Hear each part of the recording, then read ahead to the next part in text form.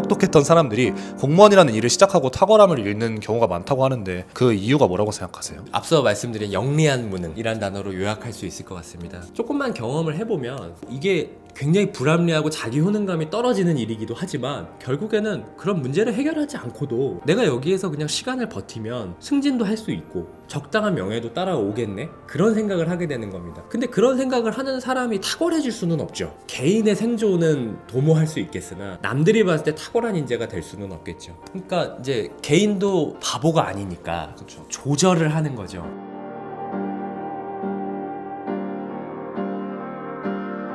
우선 가장 먼저 작가님 자기소개를 해주실 수 있을까요? 네, 저는 노한동 작가라고 하고요. 나라를 위해서 일한다는 거짓말이라는 책을 이번에 출판하게 되었습니다. 저는 문화체육관광부에서 행정사무관 그리고 서기관으로 10년간 근무하다가 이제 그만두고 이 책을 쓰게 되었고, 이 책을 쓴 계기나 이런 것들은 뭐 차차 또 말씀드리겠습니다. 그러면은 이런 얘기를 바탕으로 이제 공직자로서 느낀 우리나라 공직사회의 아쉬운 점들을 얘기해보는 테마로 넘어가 보려고 하는데요. 이제 작가님이 생각하시기에 이 공직사회의 가장 큰 문제는 뭐라고 생각하세요? 문제가 있다는 것을 인정하지 않으려는 태도가 저는 가장 문제라고 생각합니다. 그러니까 우리가 앞서 말씀드린 그런 문제가 분명히 상존하고 있고, 특히 이 낮은 위치에 실무자에 가까울수록 이런 문제들을 다들 체득하고 체감하고 있는 것인데 마치 아무 문제가 없는 것처럼 우리가 대하는 태도, 이런 것들이 저는 가장 큰 문제라고 생각합니다. 실제로 그런 걸 많이 느끼었던 대표적인 케이스 같은 게 있을까요? 케이스까지 갈 것도 없고, 예를 들어서 우리 국회에서 그 상임위가 열리지 않습니까? 그러니까 뭐 장관님들, 차관님들 앞에 계시고 뒤에 이제 실국장님들 앉아 계시고, 그래서 이제 국회가 거의 한 달에 2번씩 정도 열리는데 그 전날 거의 실무자들이 거의 새벽 한두 시까지 스탠바이를 해야 되거든요. 왜 스탠바이를 해야 되냐면 각 국회의원실에서 장관님한테 어떤 질문을 할지를 수거를 한 다음에 그거에 대해서 답변서를 써가지고 그 새벽에 보고를 해야 됩니다. 근데 그 보고 과정 자체도 굉장히 고통스럽지만 이거 자체가 내가 무슨 사회에 도움이 되는 일인지에 대한 그 생각이 자꾸 드는 거예요. 왜냐면 장 차관님들 답변 자료는 사실은 예상 답변 자료로 이미 다 준비를 해놨거든요. 그리고 거기에서 그렇게 크게 벗어나지도 않을 뿐더러 설사 벗어난다고 하더라도 그 질문에 대해서 약간 버벅대는 게 뭐 국민의 삶과 무슨 관계가 있겠습니까? 하지만 어떤 그 면을 세워드리기 위해서 모든 직원들이 달라붙어서 국회가 열리기 전날 새벽 한두 시까지 스탠바이를 하고, 이런 문화들, 이런 관행들, 이런 것들이 상당히 좀 무력감이 많이 느껴지죠. 그리고 이게 문제라는 것을 인지하지 않고 또 공론화되지 않고 이런 태도들, 이런 것들이 저는 상당히 좀 말씀하신 질문에 대한 답변이라고 할 수 있겠습니다. 좋습니다. 그러면은 이제 작가님이 보시기에 공무원들에게 민원 전화를 걸면 우리 부서 아니다 하면서 다른 쪽으로 넘기고 그런 거를 불만을 갖고 있는 분들이 많잖아요. 실제로 공무원으로서 느끼기에 그런 일이 일어나는 이유는 좀 뭐라고 생각하세요? 왜냐하면 민원이라는 것은 사실 공무원의 일의 작은 부분이거든요. 근데 작은 부분에 자기의 온 힘을 다할 수는 없습니다. 사실 그 공무원 개인의 입장에서는. 그런데 저는 이 부분에서 사실 더 크게 말씀드리고 싶은 부분은, 개인이 민원을 넣어서 해결되는 일이 많지 않거든요. 다 체감하고 계시겠지만. 그렇지만 힘 있는 기관에서 민원을 넣는 것은 또 해결이 또 됩니다. 여러 가지 루트가 있거든요. 뭐 언론을 통할 수도 있고, 국회의원실을 통할 수도 있고, 청와대 대통령실을 통할 수도 있고, 이런 힘 있는 사람들이 제기하는 민원에는 공무원들이 굉장히 취약하고, 거기에 대해서는 상당히 이거를 뭔가 답변해야 되거나 해결해야 될 과제처럼 탈바꿈하는 데 비해서 일반 시민들이 공식적인 루트로, 예를 들어 뭐 국민신문고라든지 전화라든지 이런 것들로 답변하는 민원은 사실은 형식적인 답변만 나갈 뿐이지 해결되지 않는 이 어떤 구조, 이런 것들도 상당히 우리가 생각해 볼 만한 지점들이 있는 이야기라고 생각합니다. 좀 개선해야 될 필요성을 다들 느끼고는 있겠네요. 그런 부분도. 그러니까 민원을 예를 들어서 보호를 좀 해주려면 제대로 해주든가, 아니면은 정말 민원에 성심성의껏 다 하려면 그쪽에 대한 인력을 보충해주던가, 이 둘 중에 하나를 뭔가가 돼야 되는데 거기에 대한 깊은 고민 없이 그냥 공직자 개개인의 어떤 개인기로 이 문제를 해결해라, 이런 것들은 좀 바람직하지 않지 않나, 이런 생각을 하고 있습니다. 그런 것들도 이유가 되어서 어떻게 보면 그 민원을 해결하지 못하는 결과까지 이어질 수도 있겠네요. 예, 그럴 수도 있죠. 그렇군요. 그러면은 작가님도 느끼시기에 공무원으로서 업무 시간에 가장 많이 하는 게 확실히 문서 작업인가요? 그러니까 이제 그냥 예를 들어서 말씀을 드리면, 우리가 법안 검토라는 것을 합니다. 그러니까 자기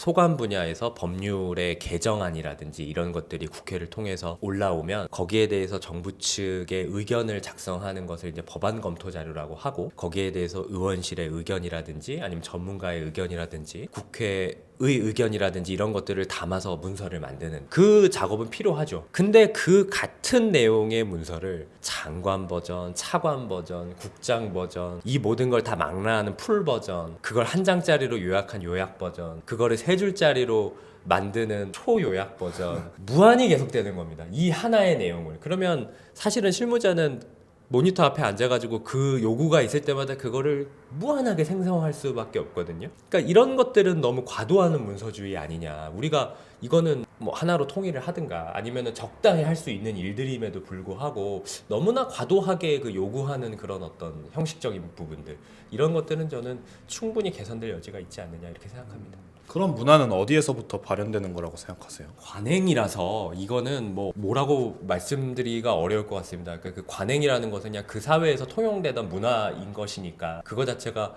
어디가 그 시원인 것이냐, 이것은 제가 알 수 있는 범위는 넘어가는 것 같고, 그냥 그렇게 했으니까 하는 거다, 이런 논리가 더 가까운 것 같습니다. 지금 전체적으로 말씀해주시는 대부분의 문제들이 관행이라고 여겨지면서 그냥 쭉 이어지고 있을 수도 있겠네요. 그렇죠. 어떻게 보면 그걸 책임지고 수정해야 될 의무를 갖고 있는 사람은 없는 거잖아요, 지금.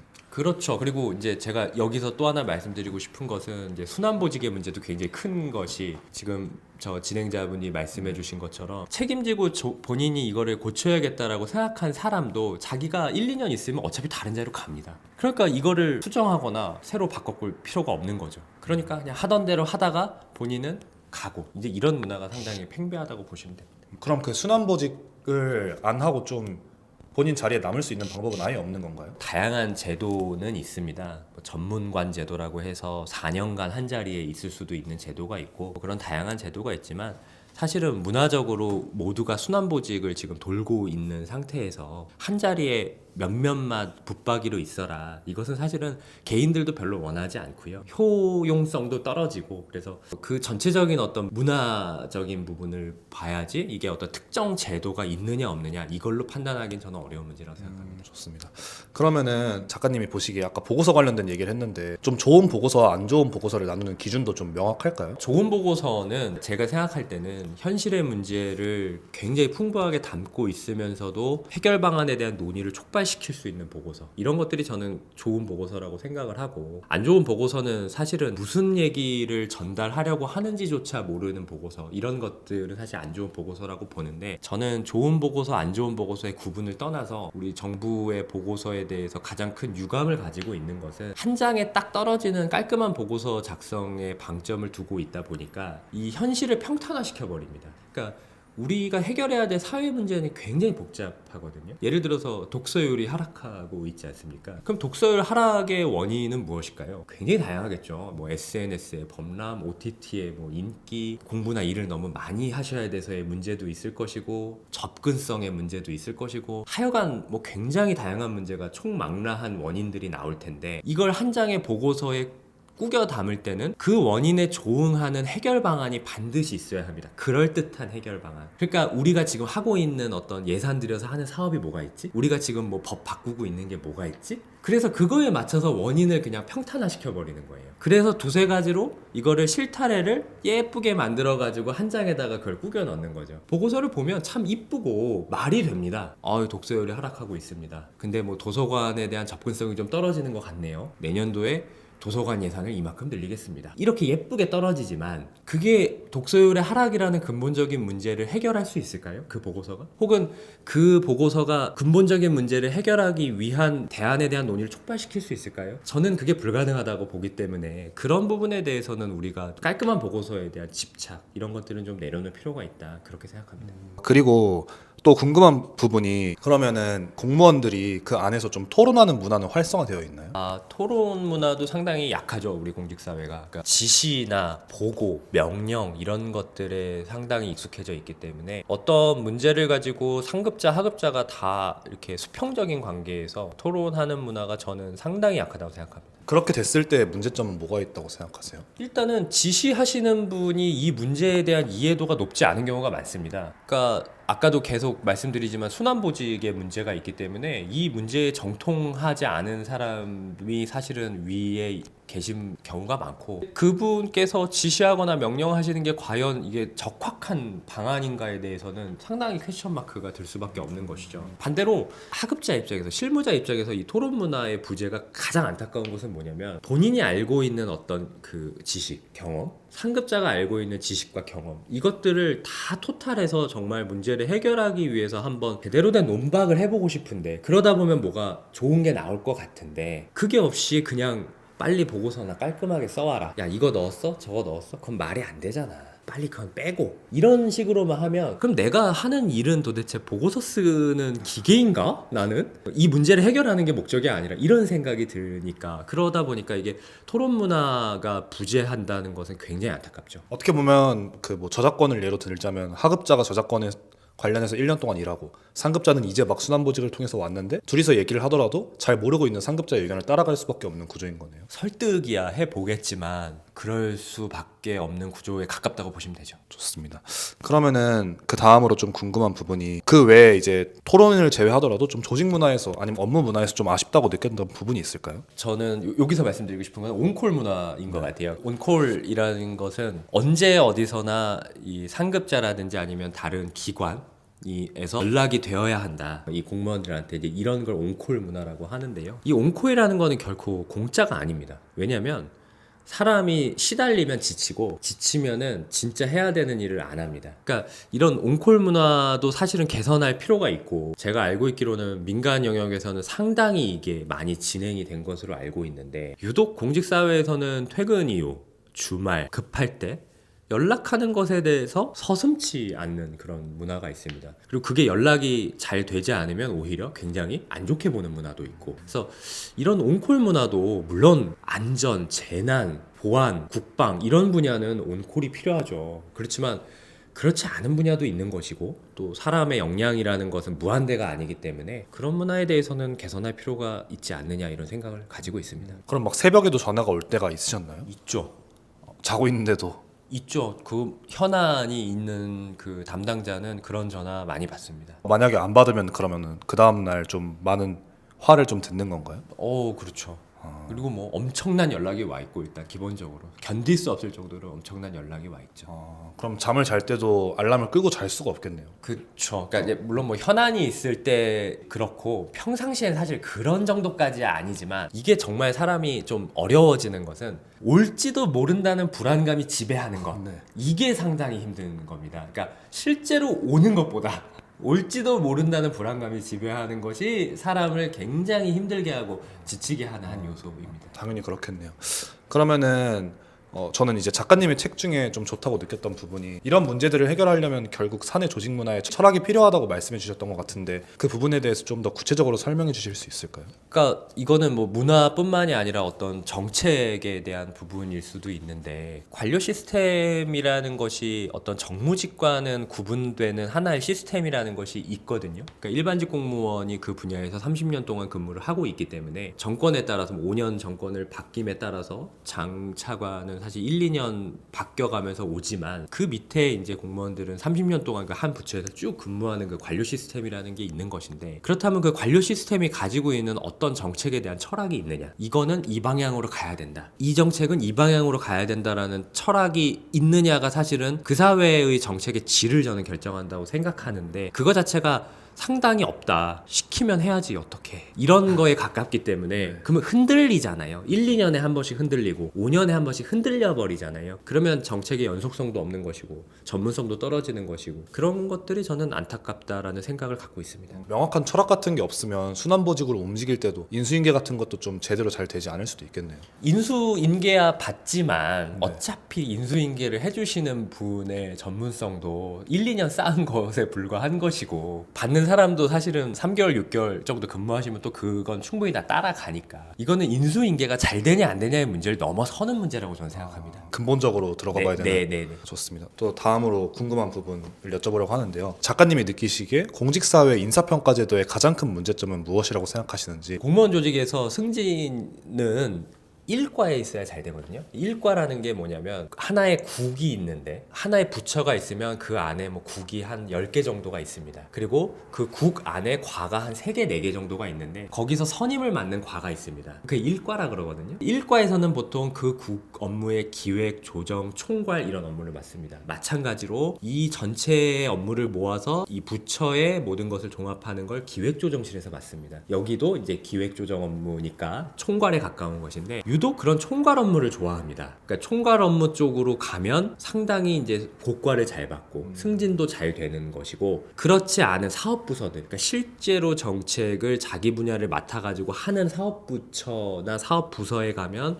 그거보다 훨씬 승진이 안 되거나 느리게 되거든요. 그런 거는 저는 좀 불합리하다라는 생각을 합니다. 왜냐면 기획조정총괄도 물론 중요한 업무기는 하지만 기획조정총괄만으로 국민의 삶이 나아질까요? 진짜 사업부처에서 정말 자기 일을 열심히 하는 정책을 만들어서 반영하는 사람이 실질적으로는 국민의 삶에 더 큰 영향을 미칠 수도 있는 것이거든요. 그러니까 우열을 가릴 수 없는 것입니다. 우열을 가릴 수가 없는데 문화적으로 일과에 있다는 이유로 승진고과를 잘 받고 말과에 있다는 이유로 승진고과를 못 받는 이 문화, 이거 결국에는 사실은 윗사람에 더 얼마나 가깝게 있느냐의 문제로 되거든요. 왜냐하면 일과에 있으면 국장님을 더 가까이에 모시니까, 기획조정실에 있으면 장차관님을 더 가까이에 모시니까, 그러다 보니까 누구를 어디서 근거리에 보좌하느냐에 대한 문제로 이 승진 시스템이 치환돼 버리는 이 문제, 이것에 대해서는 우리가 상당히 이야기해봐야 되는 부분이 있다, 저는 그런 생각을 합니다. 그러면은 그런 말과에 계신 분들은 개인적으로 일하는데 동기부여를 받지 못할 수도 있겠네요.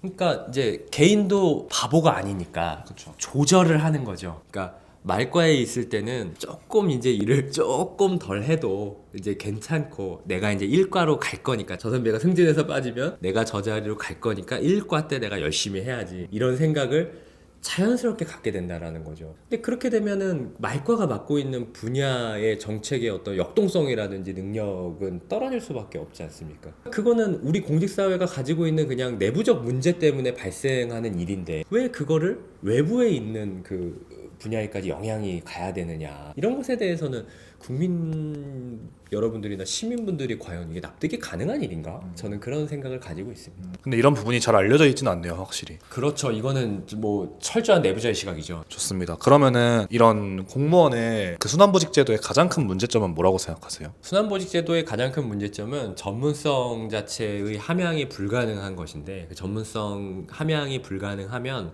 두 가지 문제가 생깁니다. 하나는 위에서의 지시가 이게 괜찮은 방향인지 아닌 방향인지에 대한 판단 자체가 좀 흐려지기 때문에 전체적으로 다 산으로 갈 수 있다라는 문제가 있고, 두 번째는 외부에 휘둘립니다. 그러니까 이 사람이 온 지 얼마 안 되고 잘 모르면 결국에는 외부에 있는 이해관계자들이나 혹은 이익단체들이 공무원을 휘둘리려고 하거든요. 근데 공무원이 휘둘린다는 것은 사실은 정책이 어떤 일방적인 이익단체의 입김에 휘둘릴 수도 있는 위험성에 노출된다라는 의미이기도 하거든요. 그래서 그런 부분이 저는 가장 큰 문제다, 저는 그렇게 생각합니다. 그러면 이런 것을 해결하기 위해서는 어떤 방식으로 해결해야 한다고 생각하세요? 책에도 제가 썼지만 만병통치약은 아니겠지만 일단은 지금처럼 모두를 다 순환보직으로 돌릴 필요까지는 없지 않느냐. 본인들이 어떤 특정 분야를 잘 묶어서 나는 이 분야 안에서만 좀 돌겠다라는 그런 희망이 있으면 거기에 대해서 그거를 좀 반영을 시켜주고 일종의 좀 투트랙으로 묶어주자. 어떤 사람은 그냥 나는 순환보직을 할래. 왜냐면 순환보직을 하면 승진이 빠를 수밖에 없거든요. 나는 승진이 좀 느리더라도 요 분야의 전문가가 돼볼래. 그러면 차이가 감소하고 가는 거죠. 그렇게 되면 상당히 전문성이 이제 쌓이는 부분들이 저는 있을 거라고 보는데, 이렇게 이야기를 하면 그러면 다 전자로 가지 후자로 가겠냐, 또 이렇게 말씀하시는 분도 있거든요. 근데 저는 그렇게 생각하지 않습니다. 특히 젊은 세대일수록 내가 어느 분야의 전문가나 전문 지식을 가질 수 있느냐를 더 중요하게 생각하는 경우가 많습니다. 그러니까 브랜딩의 시대잖아요. 내가 어떤 내 뒤에 직위를 갖고 있느냐보다 내가 어떤 능력을 갖고 있지? 나의 이름이 사회에서 어떻게 평가받을 수 있지? 이런 것에 대한 니즈가 더 강한 젊은 세대가 들어오고 있고 실제로도 그렇기 때문에 후자를 선택할 사람도 제가 볼 때는 많습니다. 그렇게 되면 후자의 전문가는 사실은 우리 사회에서도 굉장히 유의미하게 역할할 수 있는 인재가 되는 겁니다. 왜냐면 이분들이 반드시 어떤 전문가가 되면, 예를 들어 저작권 전문가가 되면 이분들이 정부에만 있지 않고 국회로도 가셨다가 어떤 기업에도 가셨다가 언론에도 가셨다가 이렇게 사회의 전 분야를 경험하면서 그 분야에 우리가 인재를 길러내는 시스템이 만들어질 수 있거든요. 그런데 사실은 그거 자체가 이미 정부 내에서부터 안 되고 있는데 뭐 어떻게 이렇게 회전문을 돌리겠습니까? 그러니까 우리 사회의 인재들이라는 것은 아까 앞서 말씀드린 노동영직성의 문제와 이것도 연결될 것 같은데 반쪽짜리 인재밖에 못 만드는 겁니다. 정부 사이드에서는 정부 일만 한 인재, 국회 사이드에서는 국회 일만 한 인재, 기업 입장에서 기업 일만 한 인재. 그러다 보니까 이거 전체를 포괄해서 가지고 있는 어떤 그 전문성을 가진 인재를 길러내지 못한다는 거, 우리 사회가. 이것은 앞으로도 좀 해결해야 될 과제가 아닌가, 저는 그런 생각을 합니다. 어떻게 보면 그렇게 진짜 만약 돌았을 때는 그 한 사람이 되게 다양한 이해관계를 이해할 수 있기 때문에 저작권이라는 것에 대해서 좀 균형적인 부분들에 대한 시선 그리고 정책적인 제안도 할 수 있을 텐데 그런 게 지금 좀 안 되고 있는 게 아쉬운 부분 중에 하나겠네요. 그러니까 왜냐면 반쪽짜리니까 외부에서는 외부의 자기 입장만 얘기하고 또 정부에서는 정부 입장만 이야기하는 것이고 어차피 다 서로 간에 반쪽짜리 주장만 하고 있는 것이죠. 그러니까 그거는 우리 국가 경쟁력, 나라의 경쟁력하고도 연결될 수 있는 문제입니다. 또 한편으로는 그런데 토론마저도 안 되고 있는 문화니까 그러니까 더 서로를 이해하지 못한 상태에서 예.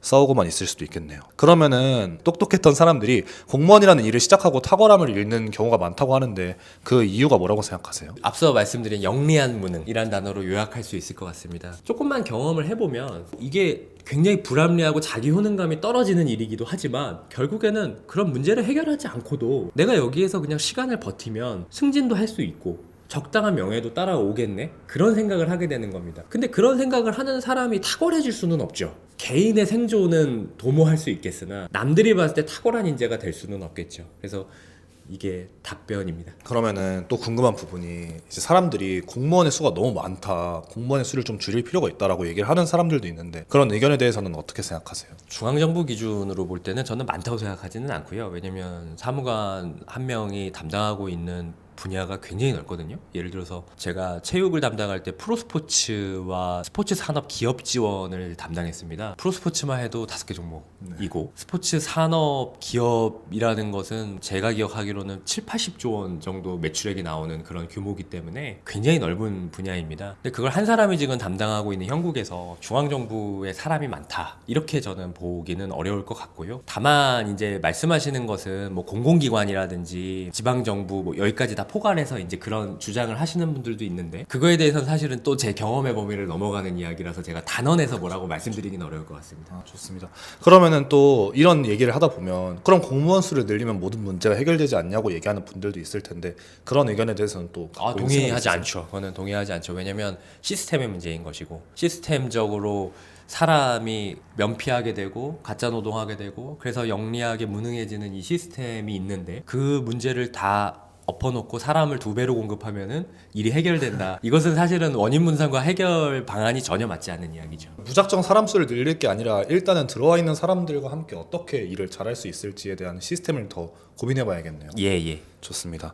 그러면은 이제 또 궁금한 부분이 사기업처럼 잘하는 사람에게는 보상을 해주고 못하는 사람에게는 좀 훈계를 주는 그런 방식은 어떻냐라고 얘기하는 분들도 있을 것 같은데 그런 의견에 대해서는 어떻게 생각하세요? 그게 양날의 검 같은 주장인데 성과평가를 해야 된다라는 주장에 대해서는 일견 동의하는 바도 있습니다. 하지만 그 주장의 가장 문제는 뭐냐면 공직사회의 문화를 좀 도외시하고 있다는 겁니다. 공직사회에는 그래도 자기 자리에서 묵묵히 일하는 사람들이 많습니다. 왜냐? 내가 그래도 조금 있으면은 연공 서열에 따라서 더 중요한 자리로 갈 것이고 그리고 그 일을 해내면 나는 승진을 할 것이고 이런 예측 가능한 시스템이 있기 때문에 자신의 어떤 선의를 바쳐서 묵묵히 일하시는 분들이 공무원 사회에서 대다수거든요. 근데 이분들에 대해서 무조건 성과평가하자 이거 만약에 이렇게 가버리기 시작을 하면 이분들이 경쟁을 싫어하시는 그런 어떤 생각들 이런 것들이 발현이 되고 내가 어차피 예측 가능하지 않다라는 생각이 들면서 그 그마저의 선의도 무너질 수가 있습니다. 그렇게 되면은 자기 일을 묵묵히 하기보다는 어떻게든지 간에 내가 중요한 자리로 더 성과를 잘 받을 수 있는 자리로 혹은 내가 성과 평가를 더 잘 받을 수 있는 방법 이런 것들을 연구하는 분들은 그렇게 갈 것이고 그걸 또 경쟁을 싫어하시는 분들도 있잖아요. 그런 경쟁 자체를 그러신 분들은 퍼져야지 난 그냥 안 해. 자를 순 없잖아요. 이렇게 되는 거죠. 그래서 이제 그게 만병통치약처럼 그렇게 이야기할 수는 없다. 상당히 조심해야 되는 주장이다. 저는 그렇게 생각합니다. 저는 오늘 지금 작가님의 책도 읽고 얘기도 들으면서 느끼는 게 일단 이런 주제에 대한 담론이 나오는 게 가장 우선시 돼야 될 것 같고 또 이런 담론이 나왔을 때 어떻게 보면 완벽한 정책이란 건 없잖아요. 모두를 만족시킬 수 있는 인사제도도 없을 거고 그러니까 시도해보고 수정하고 시도해보고 수정하는 그 과정을 계속 거치는 게 어쨌든 궁극적으로 좋은 방향이겠네요. 네네. 좋습니다. 그러면은 또 다음으로 이제 예산에 대한 질문으로 가려고 하는데요. 혹시 이제 정부의 예산 문제에 있어서는 어떤 게 가장 큰 문제라고 생각하세요? 정부 예산은 어떤 새로운 사업을 기획해서 예산을 타기 위해서는 굉장히 어렵죠. 반면에 필요 없는 사업을 죽이기는 너무 쉽지만 그거는 유인 구조가 없습니다. 그러다 보니까 이 정부의 예산이라는 것이 그냥 기존에 있던 거에 뭐 2, 3% 더해지는 거 정도. 이렇게만 지금 돌아가고 있는 시스템이거든요. 그거는 예산의 효율적 배분하고는 상당히 거리가 있어지는 것이죠. 그러니까 이거 저는 이제 기재부의 문제라고 저는 생각을 하는데 기재부가 어떻게 보면 예산의 총괄 컨트롤 타워로서 다 모든 것을 세세하게 개입을 해서 예산 편성을 하는 역할을 하고 있거든요.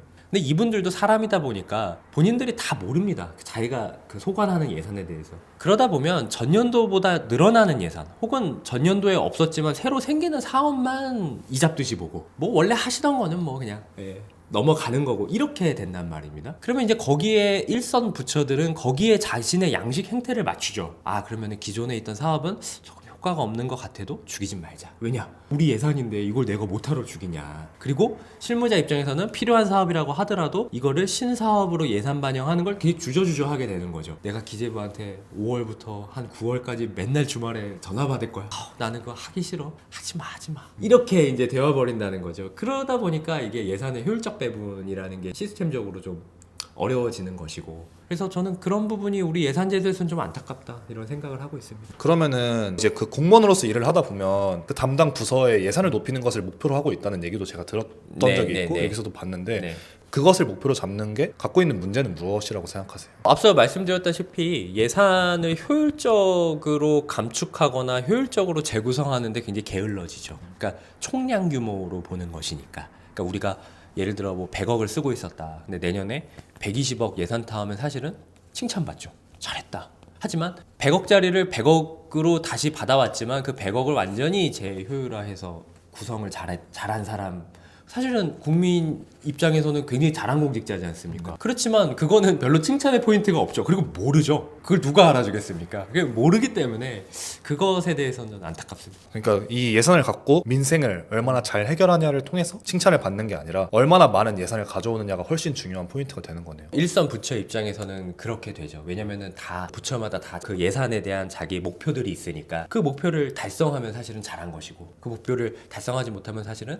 잘하지 못한 것이고 이렇게 되는 것입니다. 이 역시 어떻게 보면 그 부서 자체의 목표가 좀 흐릿해지는 결과로 이어질 수도 있겠네요. 좋습니다. 그러면은 그 다음으로 좀 이 예산 관련해서 좀 궁금한 부분이 이 정부의 홍보비가 계속해서 늘어나고 있다는데 정부의 홍보비가 단순히 늘어나는 것에도 살펴봐야 될 부분이나 문제점이나 이런 것들이 있을까요? 그러니까 정부는 기본적으로는 홍보를 잘해야 되는 조직이 아니잖아요. 그러니까 기업 같은 경우는 자신의 기업 이미지를 높이고 상품을 홍보해서 매출을 늘리겠다라는 명확한 목표가 있는 반면에 정부의 홍보는 사실은 명확한 목표 자체가 없거든요. 왜냐하면 정부는 돈을 버는 조직은 아니잖아요. 그러다 보니까 이게 홍보비가 왜 이렇게 많이 쓰이지라는 질문에 대한 명확한 답변이 없습니다. 물론 홍보비라는 것이 국민들이 몰랐던 정책을 소개한다든가 아니면 심각하게 오해하고 있는 것에 대해서 제대로 알린다든가 이런 것들에 대해서는 필요하겠지만 이렇게까지 홍보비를 많이 정부가 쓸 필요가 과연 본질적으로 있느냐 거기에 대해서는 저는 퀘스천 마크가 있는 것이고 그럼에도 불구하고 정부의 홍보비가 늘어날 수밖에 없는 것은 정부 홍보비의 재원은 세금인데에 비해서 그거에 대한 홍보가 잘 됐을 때의 효과는 그 기관의 기관장한테 결국에는 집중이 되지 않습니까? 그러니까 속된 말로 남의 돈으로 생색낼 수 있는데 그거를 안 할 사람이 있겠습니까? 또한 언론과 또 정부와의 또 어떤 밀월 관계 같은 것도 있는 것이죠. 그러니까 정부 광고를 통해서 언론이 매출을 올리고 있는 부분도 분명히 있기 때문에 그거를 어떤 정치 세력이나 집권 세력이 오더라도 그걸 줄이겠다라고 이야기하는 것은 상당히 어렵죠. 왜냐면 그거는 언론하고 싸워보겠다는 얘기로 가버리니까. 그러다 보니까 이게 그런 이유들 때문에 이 홍보비가 그냥 정말 제가 볼 땐 정말 이렇게 많이 늘어나고 있는데 아깝지 않나? 네, 저는 그런 생각을 합니다. 그러면은 비단 홍보비만이 아니더라도 이런 예산에 대해서 어떻게 보면 작가님도 파악하지 못한 문제들이 분명히 있을 수 있잖아요. 또 막 지출되고 있는 것도 있을 수 있고 그런 것들을 좀 감사하거나 좀 평가하는 기관은 따로 없는 걸까요? 그러니까 있죠. 그러니까 시스템적으로는 다 있습니다. 그런 거에 대해서 국고보조금 뭐 관리위원회 뭐 이런 것들 기획재정부 안에 다 있고 그런 것들도 사업을 이제 시작하면은 5년에 한 번 성과 평가를 통해서 존속 여부를 판단해 이런 행정적인 제도들은 다 있습니다. 그런데 그거 다 어떻게 보면 넘어갈 수 있고요. 왜냐면 더 모르는 사람이 더 잘하는 사람을 평가하는데 그거를 못 넘어가겠습니까? 그건 다 넘어갈 수 있는 것이고 또한 그런 평가조차도 그냥 목표치 그러니까 그냥 100개 중에 3개 없애는 걸 목표로 해가지고 3개만 찍으면 되는 거에 불과하기 때문에 그거 자체가 우리 목적을 달성하기는 어려운 것 같아요. 그래서 이걸 제일 잘하는 사람은 결국에는 예산을 집행하고 있는 실무자 그 사람인 것이고 그럼 그 사람한테 예산의 구조를 효율화 시켰을 때 어떤 인센티브를 줄 수 있느냐에 대해서 우리가 한번은 생각해 볼 부분이 있지 않느냐 저는 그런 생각을 합니다. 왜냐면 이거는 이제 좀 더 큰 거시적인 이야기로 넘어갈 것 같은데 우리가 저성장 시대에 지금 접어들었잖아요. 그러니까 예전처럼 그냥 3% 5% 그냥 둬도 성장하는 사회가 아니고 이제는 1%대 성장까지 지금 내려와 있는데 언제까지 정부 지출에 대해서 이렇게까지 늘리는 것만 좋아할 것이냐에 대한 판단은 필요할 것으로 보입니다. 물론 정부 지출을 많이 해서 이제 거시경제학적으로 수요를 진작시켜야 된다라는 주장은 있을 수 있겠지만 그 주장하고 요거는 또 좀 결이 다른 이야기인 것인 것 같고 그건 또 다른 부분에서 논쟁이 필요한 부분인 것이고 주어진 예산을 잘 써야 되는 저성장 시대에 한국 정부의 역할과 제도 이거에 대해서는 우리가 좀 생각해 볼 부분이 있다고 생각합니다. 너무 좋습니다.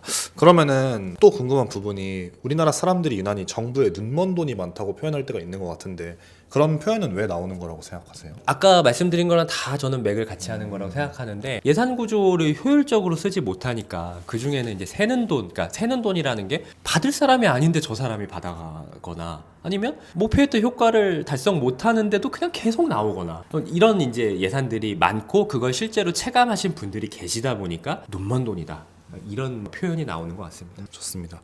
혹시 이건 좀 뭐 나갈지 안 나갈지 모르지만 작가님이 어떻게 보면 그 공직사회 내에 들어가 계셨었잖아요. 그러면은 그 조직 안에서 이런 병폐, 폐습 이런 것들을 말하는 게 되게 조심스러울 수 있었을 것 같은데 이렇게 계속해서 얘기하시는 이유가 있으실까요? 저는 우리 사회에 이걸 의제로 던져보고 싶었습니다. 왜냐하면 사람들이 정치에는 굉장히 관심이 많죠. 정치적으로 누가 뭐 집권 세력이 되느냐, 누가 잘했냐, 잘못했냐에 대해서는 굉장히 관심이 많은데 사실은 우리나라 정책의 10개 중에 9개는 그 관료 시스템이 그냥 돌리고 있는 것입니다. 그 관료 시스템의 유능함이라는 건 결국 90% 이상의 정책의 질하고도 연결이 되는 것인데 관료 시스템이 무너지고 있는 것에 대해서는 그다지 경각심을 가지거나 문제의식을 가지고 있었던 것 같지 않아요, 우리 사회가. 그래서 이거에 대해서 한번 이거는 의제로 지금 대한민국 상황에서 이거는 의제로 올려봐야 되는 주제라고 저는 생각을 했고 그럼 그게 어떻게 가능할 것이냐에 대해서 저는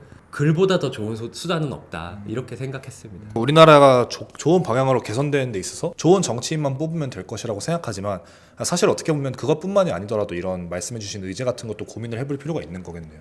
그렇죠. 그게 저는 가장 핵심이라고 생각하고 그게 제가 이 책을 쓴 핵심적인 이유입니다.